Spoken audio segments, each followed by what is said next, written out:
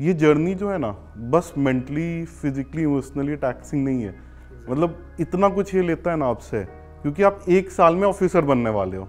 मतलब हर बार आप लोग क्या कर रहे हो, पॉलिटी के प्रियम्बल ही पढ़ रहे हो।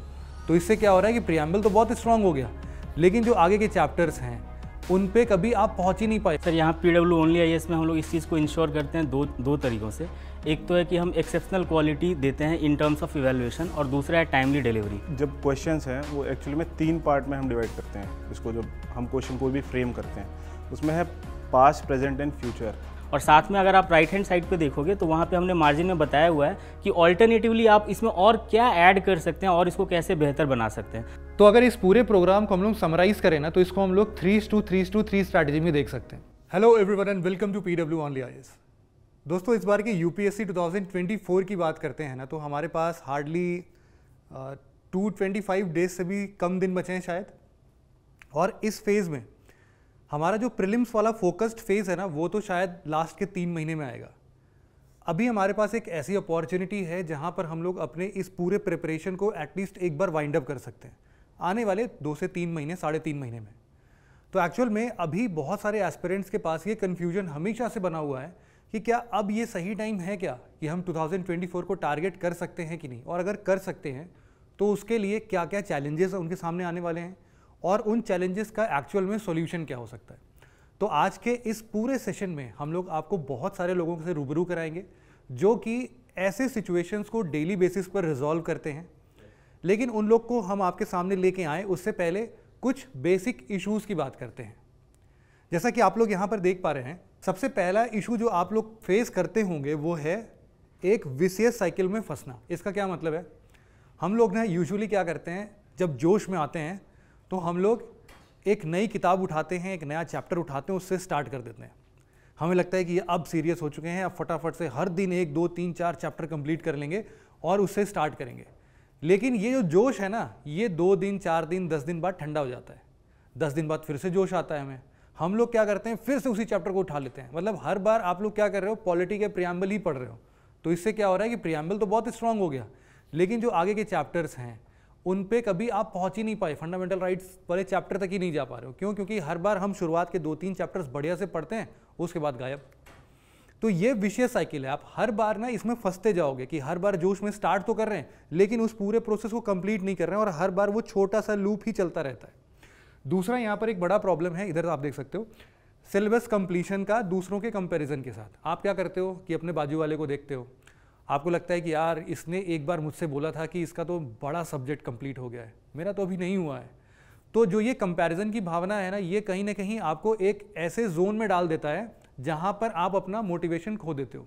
आप डर जाते हो कि शायद इस बार वाला प्रिपरेशन ना अपने लिए नहीं बना है, let's target the next year. 2024 में कुछ नहीं कर सकते, 2025 में फोड़ देंगे बिल्कुल। लेकिन क्या होता है कि 2025 भी आएगा और आपका यही रवैया हमेशा रहेगा। तो इस चीज़ को भी ना ब्रेक करना है बिल्कुल से। एक तीसरा डाउट यहाँ पर आप देख सकते हो कि आजकल के दुनिया में मार्केट में कभी भी कंटेंट की कमी नहीं है, इतने सारे कंटेंट है ना। और जब आप जितना ज़्यादा इनसिक्योर हो दूसरे से, क्योंकि जब 10 लोगों से बात करते हो आप, तो आपको नए नए सोर्सेस पता चलते हैं। आप चाहते हो कि कुछ एक ऐसा शॉर्टकट मिल जाए जिससे कि हमें कम पढ़ना पड़े और इस कम पढ़ाई में भी हमारा सिलेक्शन हो जाए। और ये जो खोज है, ये खोज लगातार आपकी चलती जाती है, कभी ख़त्म नहीं होती है। तो इसीलिए इस कंटेंट सर्च पे ना आप इनसिक्योर हो जाते हो कि यार उसने कुछ पढ़े कंप्लीट कर दिया, मैंने नहीं पढ़ा, या फिर उस सामने वाले ने कुछ और पढ़ लिया, मैंने नहीं पढ़ा। तो इस केस में आप क्या करते हो, डाइव इन करते हो, नए नए सब्जेक्ट्स, डेली कुछ ना कुछ नई किताबें आती हैं, नए नोट्स आते हैं, फिर भी सिलेबस कभी कंप्लीट नहीं हो पाता है। चौथी सबसे बड़ी जो आपके पास प्रॉब्लम है वो है आंसर राइटिंग से डर। यूजुअली क्या होता है कि जब आप इतने सारे सोर्सेस पढ़ रहे हो तो कभी भी आप अपने प्रिपरेशन को कंसोलिडेट नहीं कर पाते हो। जब आप कंसोलिडेट नहीं कर पाते हो तो कॉन्फिडेंस ही नहीं आता है कि आज ये वाला टॉपिक कंप्लीट हुआ है, लेकिन इसके क्वेश्चंस लिखने चाहिए कि नहीं। या फिर कभी कभी आपको ये भी इश्यूज आते होंगे कि मार्केट में ऐसा कुछ मिल नहीं रहा है जिससे कि हम लोग ना 2-4 क्वेश्चन से एटलीस्ट शुरू कर सके, कुछ बेसिक से शुरुआत कर सके। यहाँ पर आप लोग को हमेशा ये फील होता है कि जब तक मुझे इस टॉपिक का 100% नॉलेज नहीं आ पाता है तब तक हम अच्छे आंसर्स नहीं लिख पाएंगे। कभी कभी तो कम मार्क्स आते हैं ना जब टेस्ट सीरीज में, तो भी आप लोग डिमोटिवेट हो जाते हो कि मेरे तो 1.5 मार्क्स आए हैं, कभी 0.5 मार्क्स आए हैं, तो लगता है मेरी तैयारी ही नहीं है। पहले इस चैप्टर को अच्छे से पढ़ेंगे और फिर आंसर लिखेंगे और ऐसा आंसर लिखेंगे कि सीधे एग्जामिनर को मजबूरन हमें 5 में 6 नंबर देना ही पड़ेगा। 10 में से 5-6 नंबर लेके आना ना, मतलब देखो ये एक प्रिपरेटरी फेज का काम है, आप धीरे धीरे वहां तक भी पहुंचोगे, लेकिन आप एक छलांग में 5 से 6 नंबर नहीं पा सकते हो। तो इसीलिए इस साइकिल को भी ब्रेक करना पड़ेगा। तो ये जो मेजर चंक ऑफ इश्यूज है ना, इनको कुछ हम सॉल्यूशन ओरिएंटेड देखते हैं, या फिर ये देखते हैं कि एक्चुअल में इनके पीछे कारण क्या है, क्यों ऐसा होता है कि जब आप लोग ये सारी सिचुएशंस को देखते हो, सबसे पहले आपका पेशेंस की कमी है ना, दूसरों से कंपेयर करना, अपने को हमेशा डिमोटिवेट करना कि मेरा प्रिपरेशन नहीं है, नेक्स्ट ईयर हो रहा है, इन सभी चीज़ों में आपका पेशेंस खो जाता है। आप पेशेंटली किसी भी एक सब्जेक्ट को पूरा कंप्लीट ही नहीं कर पाते हो, आप नए नए सोर्सेज पर स्विच करते रहते हो। दूसरे नंबर पर lack of hope. Lack of hope का क्या मतलब है कि जब आप एक स्टेज तक पहुंचते हो ना, तो आपको लगता है कि ये प्रोसेस में अब ये वाला साल अपना गया, ये जो होप छोड़ दिया ना आपने बीच रास्ते में, अरे अभी भी 7 महीने हैं, अभी भी मैंने बताया 200 से ज़्यादा दिन आपके पास बचे हुए हैं, बहुत कुछ कर सकते हैं ना हम इसमें, तो वो बिल्कुल से नल चला जाता है, बिल्कुल ख़त्म हो जाता है। इसके बाद lack of strategy. Lack of strategy एक ऐसा पोर्शन है जहाँ पर लोग, बड़े बड़े लोग, धुरंधर से धुरंधर लोग आते हैं और अपनी स्ट्रैटेजी का ध्यान देते हुए पूरा बनाते हैं, लेकिन कभी उसको फॉलो नहीं कर पाते। क्यों? क्योंकि कभी भी वो स्ट्रैटेजी लॉन्ग टर्म को सोच के नहीं ली जाती है। ऐसा होता है कि कभी देखते हैं, 1 हफ्ते पढ़ के देख लेते हैं कि क्या होगा, फिर हम महीने में कितना कंप्लीट करना है, पूरे साल भर में कितना कंप्लीट करना है, कब कौन सा सब्जेक्ट उठाना है, ऐसे कभी भी कॉम्प्रिहेंसिव स्ट्रैटेजी हमें मिल नहीं पाती है। तो हम बात करते हैं अपने सबसे पहले सोल्यूशन की तरफ कि ये जो भी प्रॉब्लम है, अगर हम स्ट्रैटेजी ओरिएंटेड बात करें तो सबसे पहला सोल्यूशन है हमारे पास एक वेल प्लान शेड्यूल होना चाहिए कम से कम, जिसके बेसिस पर हम लोग अपनी पूरे साल भर की तैयारी को कंसोलिडेट कर सकें। तो यहाँ पर ना एक बार हम जरा शेड्यूल पर ध्यान देते हैं। अब आप इसको देखना, यहाँ पर जब इतने डिटेल फॉर्म में आपके पास एक कॉम्प्रिहेंसिव शेड्यूल बनता है, जिसमें आपको हर दिन का पता है कि मुझे मंडे क्या पढ़ना है, ट्यूसडे क्या पढ़ना है और अगले हफ्ते क्या पढ़ना है, हर एक दिन का ऐसा शेड्यूल आपको मिलेगा ना, जिसमें आपका ना सिर्फ प्रीलिम्स बल्कि मेंस का भी कॉन्सेप्ट लिखा हुआ है। मतलब कि ऐसा कोई कॉम्प्रिहेंसिव स्ट्रैटेजी या फिर शेड्यूल जो कि आपके प्रीलिम्स और मेंस दोनों के पोर्शंस को कंबाइन करके आपके सामने रख दे कि आपको आज के दिन में इतना तो पढ़ना है। मतलब ये बेसिक नेसेसिटी है, अगर आप चाहते हो इस बार का 2024 सीरियसली देना, तो इतना तो मिनिमम है, आपको पढ़ना ही पड़ेगा। हो सकता है टाइम कम है, कुछ जगह पर रिग्रेस होगा, बट इस शेड्यूल को अगर आप लोग चाहो तो डेफिनेटली इसको कवर कर सकते हो, उसको फॉलो कर सकते हो। इसमें एक स्ट्रैटेजी बहुत अच्छी सी है कि आप देख रहे हो कि अगर हम डे 20 पर एक बार आ जाते हैं, डे 20 जो है वो यूजुअली हमारा सैटरडे है। तो मतलब क्या है कि मंडे टू फ्राइडे तो हमने बहुत रिगरस तरीके से पढ़ाई किया है, लेकिन जब सैटरडे का टाइम है ना, उसको हम लोग रिवीजन के लिए डाल रहे हैं। बहुत बार क्या होता है कि हम लोग खूब सारा एक्सेप्ट कर रहे हैं बट रिवाइज नहीं कर रहे हैं। जब रिवाइज नहीं करेंगे तो आपको भी पता है कि बहुत ज़्यादा दिन तक रिटेन नहीं कर पाएंगे, रिटेंशन पावर बहुत कम हो जाती है। तो इसीलिए सैटरडे को एक गैप लीजिए, आराम से हर एक चीज़ को रिवाइज कीजिए और संडे कोशिश करिए खूब सारा प्रैक्टिस कर सको। आप जितना भी पढ़ा है उन सबको रिवाइज करके प्रैक्टिस डन होना चाहिए। तो ऐसा कुछ स्ट्रैटेजी आपको बिल्ड करना पड़ेगा। इस शेड्यूल के बाद ना हम अब उन लोगों को बुलाते हैं जिसका जिक्र मैं आपसे शायद शुरुआत में भी बोल रहा था कि कुछ ऐसे यूपीएससी एक्सपर्ट्स हैं जो कि डेली बेसिस पर इन सभी प्रॉब्लम्स को झेलते हैं, स्टूडेंट से इंटरेक्ट करते हैं और उनको ड्यू सॉल्यूशंस भी देते हैं। तो सबसे पहले मैं एक ऐसे पर्सन को इंट्रोड्यूस करना चाहता हूं जो कि बहुत सारे क्वेश्चंस बनाते हैं। बहुत सारे क्वेश्चन ये अकेले नहीं बनाते हैं फॉर श्योर, लेकिन इनकी पूरी टीम बिल्ड करती है। बट थॉट प्रोसेस क्या है, क्योंकि यूपीएससी तो देखो मुश्किल से एक साल में कितने क्वेश्चन देती है प्रीलिम्स के, 100 क्वेश्चंस देती है, और एक कॉम्प्रिहेंसिव क्वेश्चंस बिल्ड करने में पूरे साल भर में हमें कम से कम मोर देन 5000 7000 क्वेश्चंस बनाने होते हैं। तो आखिरकार उसके पीछे माइंडसेट क्या है, अगर आप इस अप्रोच को समझ पाओगे तो शायद आप यूपीएससी के पैटर्न को भी समझ पाओगे कि आपकी तैयारी में कौन कौन से प्रैक्टिस क्वेश्चंस आना बहुत ज़रूरी है। तो मैं बुलाना चाहूँगा शिवम सर को। आप प्लीज़ आइए एक बार स्टूडेंट्स को गाइड कीजिए। Hello Shivam sir. सर सबसे पहले क्वेश्चन आपसे मुझे ये पूछना है कि स्टूडेंट पर्सपेक्टिव से आपको बताना है कि जब हम लोग यूजुअली प्रिपरेशन में बैठते हैं तो जैसा मैंने बताया कि एक स्मॉल चंक ऑफ क्वेश्चंस है जो कि यूपीएससी हमें डायरेक्टिव के तौर पर देता है, बट लेकिन इसके बाद हमें तो बहुत सारे बनाने हैं। तो माइंडसेट एक्चुअल में होता क्या है उन क्वेश्चंस को फ्रेम करने का, स्टूडेंट्स को अगर ये बात पता चलेगी ना तो उनके समझ में भी आएगा कि एक्चुअल में हमें ऐसे ही क्वेश्चंस उठाने चाहिए, पिक करने चाहिए। वो कैसे क्वेश्चंस होते हैं, आप कैसे पिक करते हैं?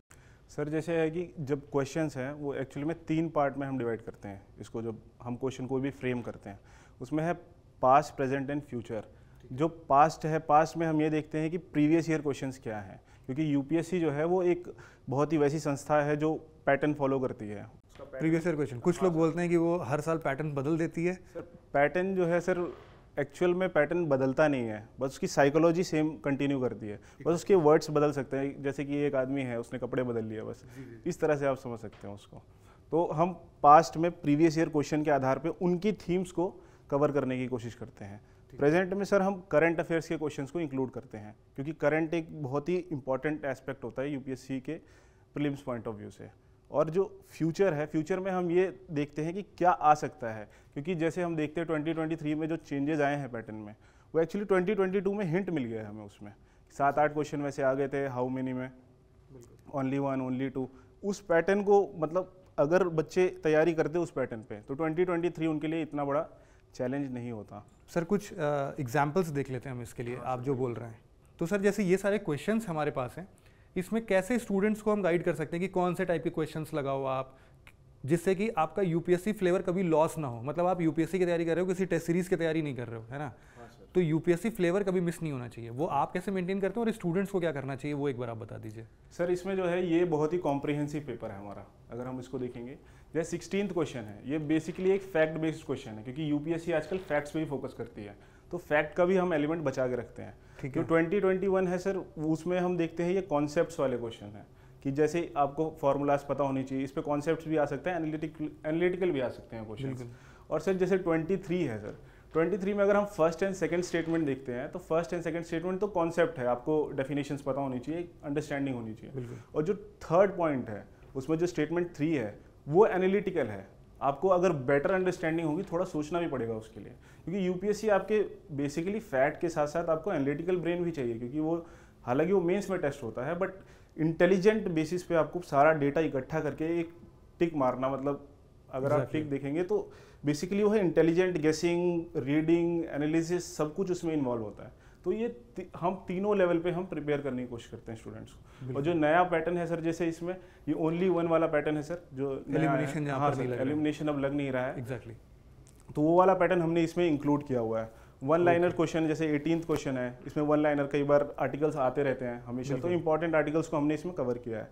और साथ में प्रीवियस पैटर्न भी रिटेन किया हुआ है। जैसे 22 क्वेश्चन देखेंगे तो उसमें प्रीवियस वाला पैटर्न जो है वो भी रिटेन किया है, क्योंकि यूपीएससी एक अनप्रेडिक्टेबल बॉडी है, तो उस बेसिस पे हम देखते हैं कि एक कॉम्प्रिहेंसिव अप्रोच होना चाहिए। कभी ऐसा नहीं होना चाहिए स्टूडेंट मिस्ड आउट या वो महसूस करे कि नहीं मेरी प्रिपरेशन कंटिन्यू। और इसमें ये भी जैसे कि फिस्कल ड्रैग और ऐसे कॉन्सेप्ट्स जो कि इकोनॉमिक सर्वे में बहुत ज़्यादा होते हैं। हाँ सर, तो डेफिनेटली उस पे यूपीएससी का फेवरेट टॉपिक होता है उनसे क्वेश्चन बनाना। बिल्कुल सर, वो टॉपिक्स को, प्रीवियस ईयर क्वेश्चंस को, करंट को, सबको हम वो साथ में लेकर चलते हैं। बिल्कुल, thank you so much sir.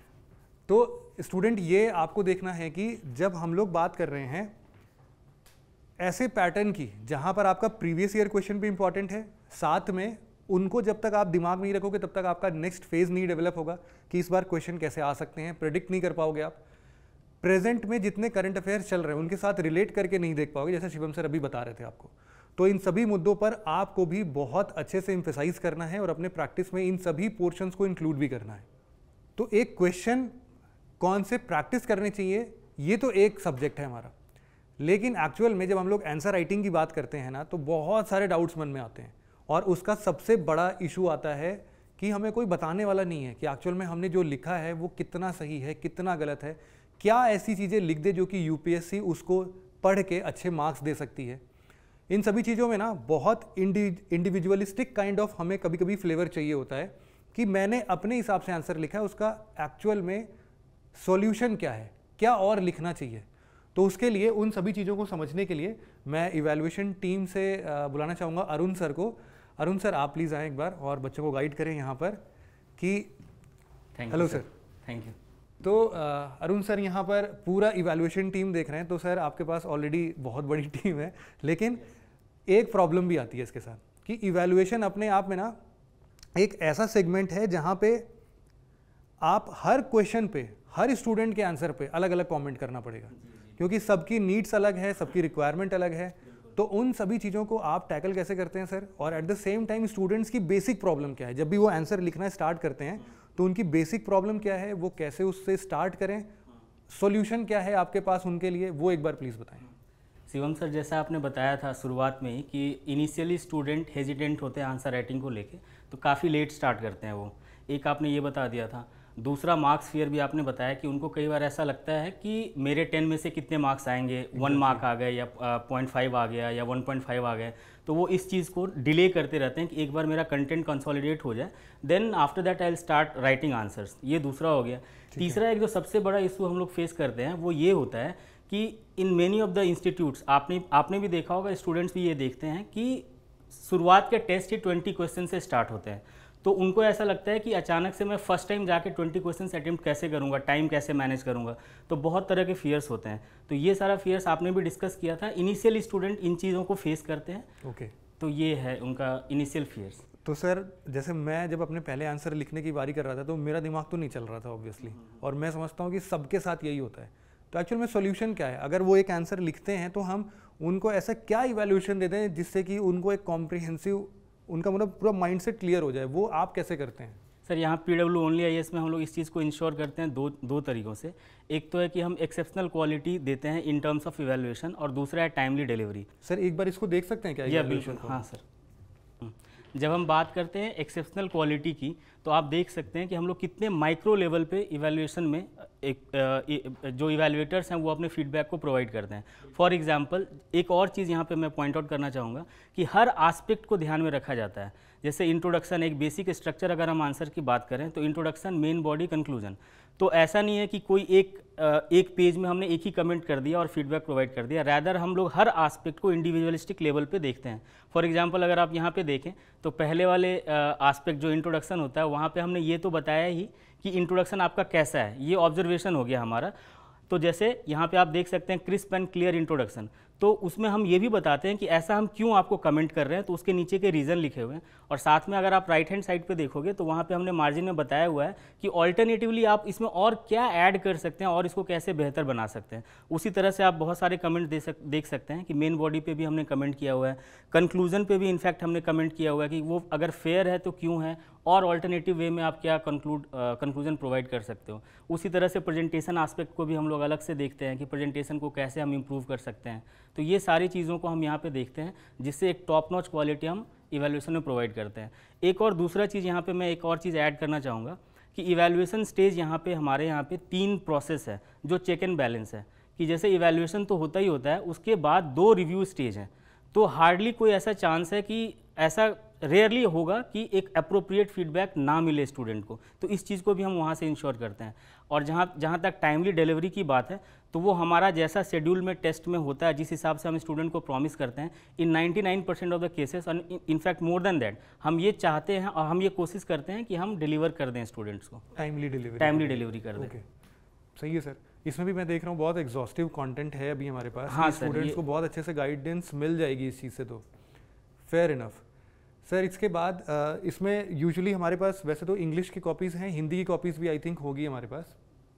Hindi की कॉपीज़ में भी सर मोर और लेस हम यही फॉलो कर रहे हैं। बिल्कुल सर, कोई डिफरेंस नहीं होता हिंदी इंग्लिश में। जिस हिसाब के इवैल्यूएटर्स हमारे यहाँ पे इंग्लिश में है, वही क्राइटेरिया हिंदी इवैल्यूएटर्स के लिए भी होता है। तो आप अगर इवैल्यूएशन का स्टैंडर्ड देखोगे तो हिंदी इंग्लिश में कोई डिफरेंस नहीं रहता है। आप यहाँ पे भी देखिए उसी तरह के कमेंट कि आपका क्वालिटी कैसा है, आंसर का जो कंटेंट आपने लिखा है गुड और बैड, वो ऑब्जर्वेशन हो गया, प्लस हमारा सजेशंस रहता है, बिल्कुल माइक्रो लेवल पे रहता है और मैक्रो लेवल पे भी रहता है। तो दोनों में ऐसा कोई डिफरेंस नहीं, हिंदी और इंग्लिश दोनों एक ही स्टैंडर्ड हम लोग मेंटेन करते हैं। Thank you so much sir for your wonderful guidance. Thank you. मैं एक बार अगर समराइज़ करूँ इस चीज़ को, तो सर ये बोल रहे हैं कि मतलब हमारा मकसद सिर्फ इवैल्यूएशन का नहीं है। मतलब हम एक भी कमेंट लिखने से पहले इस बात का पूरा ध्यान देते हैं कि इस एक लाइन को लिखने से आपका सिर्फ ये एक क्वेश्चन नहीं सॉल्व हो रहा है या फिर एक डाउट रिजॉल्व नहीं हो रहा है, इससे सिमिलर जितने भी क्वेश्चंस फ्यूचर में आपको मिलेंगे ना, वो सारे के सारे आपके रिजॉल्व हो जाएंगे। तो ऐसे कमेंट से आपको हमेशा ये बूस्ट मिलता है कि मुझे एक्चुअल में क्या आंसर्स लिखना चाहिए, क्या पॉजिटिव पॉइंट्स हैं मेरे, क्या नेगेटिव पॉइंट्स हैं। तो उस तरीके से बहुत अच्छा बैलेंस आप बना सकते हैं। इस इवैल्यूएशन पोर्शन के साथ साथ ना एक और सेगमेंट है जहाँ पर स्टूडेंट्स के बहुत सारे डाउट्स होते हैं और उनको किसी न किसी तरीके से सॉल्यूशंस चाहिए।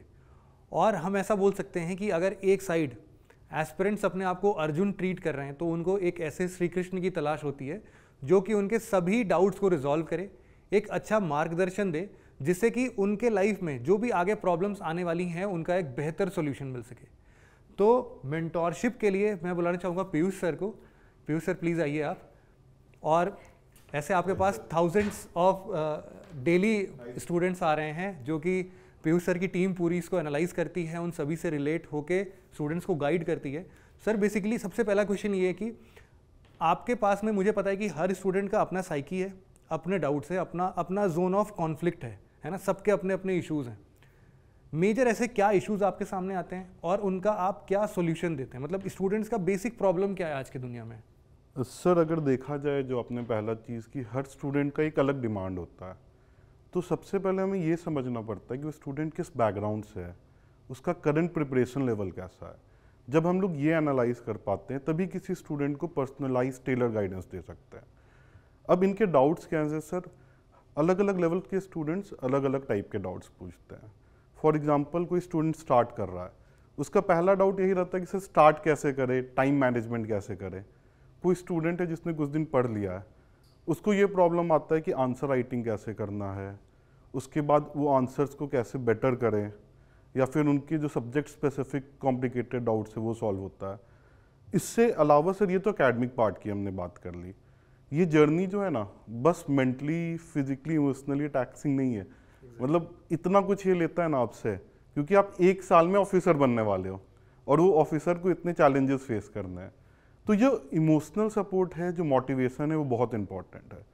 तो स्टूडेंट्स जब आते हैं तो बहुत एनर्जेटिक होते हैं, बट वो स्टूडेंट ही क्लियर कर पाते हैं जो पूरे जर्नी में ये एनर्जी को मेंटेन करते हैं। अब ये एनर्जी को मेंटेन करने के लिए सर 2 एस्पेक्ट्स आते हैं। पहला एस्पेक्ट है कि उनका जो मोटिवेशन है वो कहीं ना कहीं उसने इतना बड़ा चैलेंज लिया है तो उसको ये पता है कि मैंने क्यों लिया है, तो याद दिलाना। कुछ ऐसे इंस्टेंस होते हैं कि बस हमें एक लाइन बोलना पड़ता है स्टूडेंट को कि आप वाई, आप क्यों यहाँ थे। जब आप वो इमेजिन करोगे कि वो वाई के बाद आपका क्या आने वाला है, ये एग्जाम क्लियर करने के बाद, वो मोटिवेशन हो सकता है। कुछ स्टूडेंट का हो सकता है कि वो मेहनत बहुत कर रहे हैं बट एकेडमिकली वीक हो रहे हैं, वो टाइम मैनेज सही से नहीं कर रहे हैं, अपना स्ट्रैटेजी सही डायरेक्शन में ले जा रहे हैं। तो मेंटर वो कोच है जो डायरेक्शन भी देता है, स्ट्रैटेजी भी देता है। अब सब्जेक्ट्स आप पढ़ रहे, इतने सारे सब्जेक्ट्स हैं, कोई साइंस बैकग्राउंड से आया होगा सर, कोई ऐसा हो सकता है जो आपको आर्ट्स बैकग्राउंड से है। तो हर स्टूडेंट का एक स्ट्रेंथ होगा, एक वीकनेस होगा। तो स्ट्रेंथ को ऐसे एनालाइज करना है कि आपका क्या अच्छा है, उसको बेहतर कैसे करें, और जो आपके वीक एरियाज, उसमें जो डाउट्स हैं, उनके जो कॉन्सेप्ट्स हैं, क्योंकि एक फैकल्टी एक लिमिटेड टाइम के लिए क्लास में आते हैं और कभी कभी फैकल्टीज उतना टाइम नहीं दे सकते हैं इतने बड़े क्लास में, बट जब वो मेंटर के पास जाते हैं तो वो सारे डाउट्स मेंटर क्लियर करेंगे उनके। तो ये एस्पेक्ट्स है सर हमारे एंड से। तो अब ऐसा होता है सर कि स्टूडेंट आंसर्स लिखते हैं, ठीक है, उन्होंने आंसर्स लिखा, इवैल्यूएट हुआ। कभी कभी इवैल्यूएशन में जैसे 1 दिन या 2 दिन का टाइम लगेगा, बट उतना उनके पास पेशेंस नहीं रहेगा, उनको तुरंत चाहिए कि हाँ कोई हेल्प कर दे, उनकी एंग्जाइटी लेवल को डाउन कर दे। तो ये चीज़ मेंटर देंगे उनको। इवैल्यूएट होके कॉपी आई मेंटर के पास। अब ये कॉपी में इवैल्यूएटर ने बहुत सारे कमेंट्स दे दिए, हमने देखा ही कितने अच्छे लेवल पे इवैल्यूएशन हो रहा है, बट वो इवैल्यूएशन एक्चुअल में इंप्लीमेंट हो रहा है कि नहीं, उनके सजेशन इंप्लीमेंट हो रहे हैं कि नहीं, ये एक इवैल्यूएटर नहीं चेक कर सकता, एक मेंटर चेक कर सकता है। लास्ट कॉपी में आपने ये किया था, यहाँ से आपने ये इंप्रूवमेंट की, अभी भी ये सजेशंस आपने नहीं इनकॉर्पोरेट किए। और ये भी हो सकता है कि इवैल्यूएटर तो एक स्टूडेंट का बैकग्राउंड को उतने अच्छे से नहीं जानेगा, एक मेंटर जानता है। एक ही क्वेश्चन का आंसर है, ठीक है, एक स्टूडेंट को 5 आया, एक को 3 आया, बट ऐसा हो सकता है कि स्टूडेंट के प्रीवियस नॉलेज, प्रीवियस बेस के अनुसार मैं 5 वालों को बोल दूं कि आपने अभी अच्छा नहीं लिखा है, आपने इम्प्लीमेंट नहीं किया है, बट वो 3 मार्क्स लाने वाले स्टूडेंट को वो मोटिवेशन देना पड़ता है कि आप पिछली बार 1.5 में आए थे, अब 3 आए हो, 4 आओगे, 5, 6। तो ये मोटिवेशन हम लोग देते हैं उनको, और कैसे कर सकते हैं ये बताते हैं। Definitely, thank you so much फिर सर। तो मोटा मोटा ना मेंटोरशिप का रोल सच में बहुत बड़ा है। मतलब आप अपने लाइफ स्टेज में सिर्फ एकेडमिकली वीक नहीं पढ़ते हैं, आप अपने लाइफ के स्टेज में, प्रिपरेशन जर्नी में इमोशनली बहुत बार वीक पड़ जाते हैं, नहीं समझ में आता है, पेरेंट्स आपकी बात नहीं समझेंगे, फ्रेंड्स आपकी बात नहीं समझेंगे। उस टाइम पे कोई एक ऐसा पर्सन चाहिए, क्योंकि हर किसी के फैमिली में कोई IAS PCS ऑफिसर नहीं बैठा होगा जिससे आप गाइडेंस ले सकते हो। तो उन सभी सिचुएशन पर ऐसे मेंटोरशिप बहुत ज़्यादा काम आते हैं। इसके अलावा एक और फियर फैक्टर हमारे मन में हमेशा बना रहता है, जो आजकल के टाइम पर बहुत रिसेंटली डेवलप हुआ है, और वो है CSAT का फियर। बहुत सारे लोग ऐसे हैं जो कि GS पेपर में बहुत अच्छा करते हैं, बट CSAT में उतना ड्यू टाइम नहीं देते हैं, और उसकी वजह से उनका CSAT में कहीं ना कहीं जो 33% आपको क्वालिफाइंग मार्क्स चाहिए होते हैं ना, वो भी अचीव नहीं हो पाता है। तो इन सब चीज़ों के लिए मेरा आपसे ये भी रिक्वेस्ट होगा कि आप CSAT को भी ड्यू टाइम दें। अगर स्ट्रॉन्ग पोर्शन है ना CSAT, फिर भी आप प्रीवियस 2, 3, 4 सालों के क्वेश्चंस को ज़रूर से लगाएं और कुछ प्रैक्टिस क्वेश्चंस को भी ज़रूर से ध्यान में रखें। सिमिलर स्टेजेस में NCERT का भी एक इंपॉर्टेंट पोर्शन है जो कि आपके बेसिक्स को तो स्ट्रॉन्ग करता ही है, साथ ही साथ बहुत बार इनसे डायरेक्ट क्वेश्चंस भी आते हैं, तो उनको भी आपको टैकल करने के लिए थोड़ा पोर्शन, जैसे कि मान लीजिए हिस्ट्री का पोर्शन NCERT का काफ़ी इंपॉर्टेंट है। कुछ पॉलिटिकल कॉन्सेप्ट वाले क्वेश्चंस जो आते हैं वो भी NCERT से बहुत बार डायरेक्टली आते हैं, तो इन सभी पोर्शंस को आपको छोड़ना नहीं है। इन जितने भी प्रॉब्लम्स का हमने बात किया ना आज के डेट में, इन सब चीज़ों को हमने बहुत डीपली इस पे विचार किया है, बहुत डीपली हम इस पे बैठ के प्लान कर रहे हैं और इन सभी चीज़ों का एक आउटपुट निकल कर आया कि इन सब चीज़ों को हम एक तरीके से रिजॉल्व कर सकते हैं। This is the proper solution that we can provide to our students. इसके लिए हम बात कर रहे हैं IDMP की। ये एक ऐसा प्रोग्राम है जहाँ पर आप लोग इंटीग्रेटेड तरीके से अपने प्रीलिम्स और मेंस की तैयारी करते हैं। प्रीलिम्स के पास आने पर प्रीलिम्स की तैयारी करते हैं, मेंस के पास आने पर मेंस की तैयारी करते हैं। मतलब ये एक ऐसा स्ट्रैटेजिकली डिफाइंड शेड्यूल है, जो मैं इसके पहले शेड्यूल भी आपको दिखा रहा था, आप लोगों ने शायद ध्यान दिया होगा कि वो भी IDMP 3.0 का ही शेड्यूल था। इसमें ना, जैसे अभी अरुण सर भी इस बात को कह रहे थे कि हमेशा ना चैलेंज इस वे में आता है कि हमें छोटे चंक्स ऑफ क्वेश्चन ही नहीं मिलते हैं, हमें एकदम से 100 क्वेश्चन का टेस्ट मिल जाता है और हमें समझ में नहीं आता हम क्या करें। 100 क्वेश्चन के हिसाब से तो हमने तैयारी भी नहीं की थी। वहाँ पर वो डेली क्वेश्चंस ना सिर्फ प्रीलिम्स बल्कि मेंस के लिए भी अगर मिले ना तो बहुत फ़ायदेमंद है। तो इसीलिए ये जो वेल प्लान्ड शेड्यूल की बात की थी, उसके बाद हमने इसमें 5000 प्लस प्रीलिम्स के क्वेश्चन रखे हैं। ये किस फॉर्म में होंगे? ये आपको डेली, वीकली, मंथली और प्रीलिम्स के लिए मॉक टेस्ट और मेंस के लिए मॉक टेस्ट के फॉर्म में मिलेगा। वो सब मिला के आपके ये 5000 प्लस प्रीलिम्स के क्वेश्चन, 500 प्लस मेंस के क्वेश्चन, 40 एसेस का टाइप, ये सब कुछ आपको मिलेगा किसमें? एक वेल प्रैक्टिस जोन के अंदर में, जहां पर 20 क्वेश्चंस आपके प्रीलिम्स के रहेंगे और 2 क्वेश्चन आपके मेंस के रहने वाले हैं। सैटरडे आपका ऑफ है, जिससे कि आप लोग इस पूरे 5 दिन में जितना भी पढ़ पाएँ उसको अच्छे से रिवाइज करें। और संडे को हम लोग मिलेंगे एक प्रॉपर फुल लेंथ टेस्ट में, जहाँ पर आपके 100 क्वेश्चंस वाले प्रीलिम्स के टेस्ट होंगे, एक मिनी मेंस टेस्ट होगा जहाँ पर 10 क्वेश्चंस इंक्लूडेड रहेंगे। तो इस तरीके से आप लोग एक सीढ़ी की तरह एक एक स्टेप आगे बढ़ बढ़ के अपने गोल तक पहुँच सकते हो।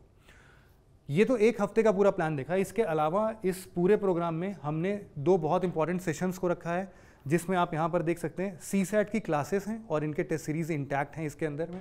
साथ में यहाँ पर पूरा कंप्लीट NCERT मॉड्यूल है, जिसके बारे में मैं अभी शुरुआत में भी बात कर रहा था। एंड अगेन यहाँ पर कुछ आंसर राइटिंग और एसे राइटिंग के सेशंस भी इंक्लूडेड हैं, जिससे कि आपको आंसर राइटिंग लिखने में कोई तकलीफ ना हो। इन सभी चीज़ों के बाद ना एक बहुत ही इंपॉर्टेंट सेशन है इसका, वो है मेंटोरशिप। जैसा पीयूष सर अभी आपको बता भी रहे थे कि मेंटोरशिप बहुत मल्टीपल लेवल्स पर अलग अलग तरीके से स्टूडेंट्स को देना पड़ता है। तो उसको हमने यहाँ पर कैसे इंक्लूड किया है कि आपके जो भी क्वेश्चंस वगैरह आप लिख रहे हो ना, इसके मल्टीपल ऑनलाइन सेशंस होना स्टार्ट हो जाते हैं।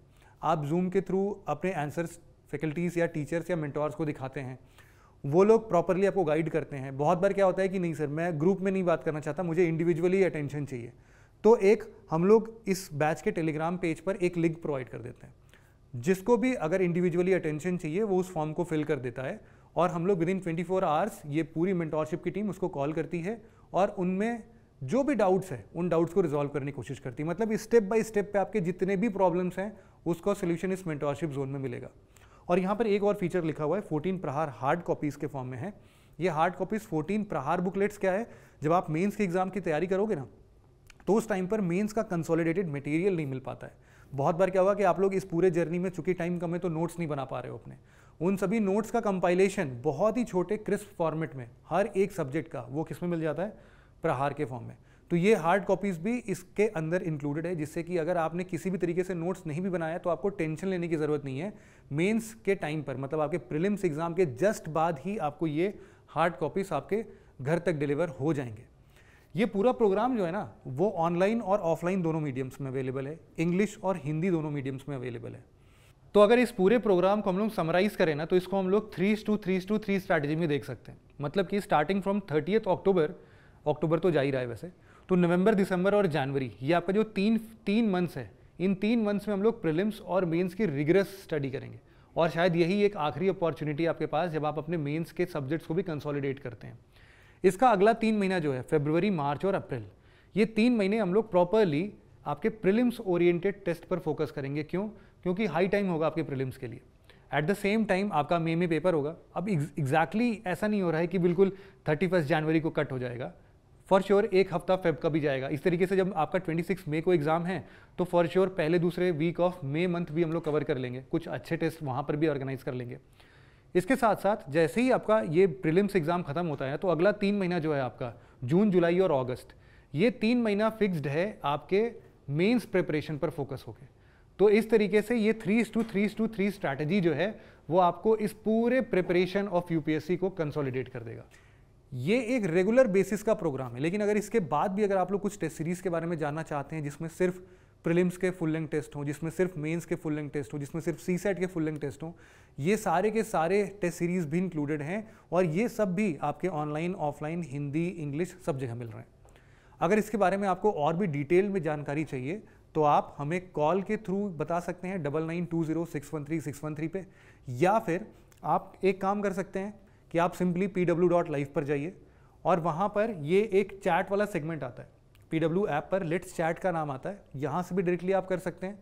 पॉइंट नंबर 1 है ये, डायरेक्टली कॉल कर सकते हैं या फिर pw.live पर जाके आप सारे बैचेस के सेगमेंट्स में वो टेस्ट सीरीज़ का एक फ़िल्टर आता है वो लगा देंगे तो सारे टेस्ट सीरीज़ भी आपको बहुत ईजिली दिख जाएंगे। सारे टेस्ट सीरीज़ को एक्सप्लोर कर सकते हैं और आपकी जो भी ज़रूरत है उसके हिसाब से आप उनको चुन सकते हैं और अपनी प्रिपरेशन को आसान बना सकते हैं। तो इस पूरे सेशन में हमने बेसिकली कुछ इश्यूज़ पर बात की है, उनके प्रॉब्लम्स स्टेटमेंट पर बात किया, उनके सॉल्यूशंस पर बात किया और ये भी बताया कि PW only IAS as an institute आपके लिए क्या हेल्प कर सकता है। तो इस वीडियो को यहीं पर एंड करते हैं। Thank you very much for listening it very patiently friends. Have a nice day.